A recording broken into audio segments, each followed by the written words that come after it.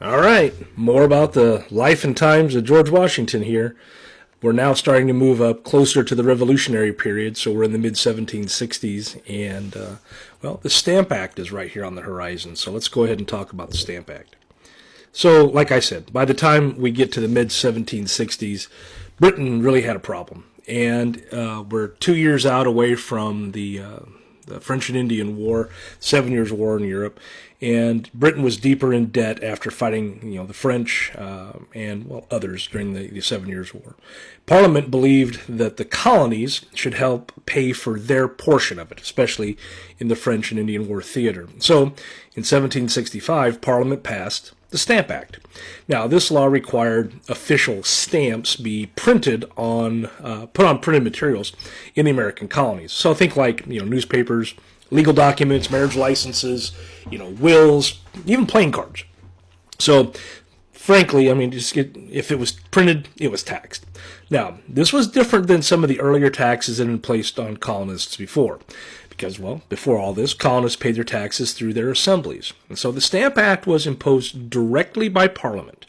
Now, Parliament was a body that the colonists in the Americas did not elect. And that's where the outrage came from. To many colonists, this wasn't just about money. It was about power as well. Especially the wealthy people, it was about power. But anyway, George Washington understood all of that immediately. And he believed that Parliament had no right to tax the colonies without colonial consent. But Washington wasn't really, a vocal protest kind of leader. He didn't give speeches in the streets. He didn't stir up the crowds. Instead, Washington worked quietly through the Virginia House of Burgesses.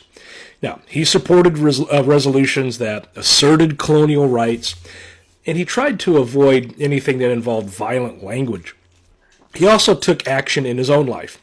Washington joined non-importation agreements, which was effectively refusing to buy British goods as a form of economic pressure.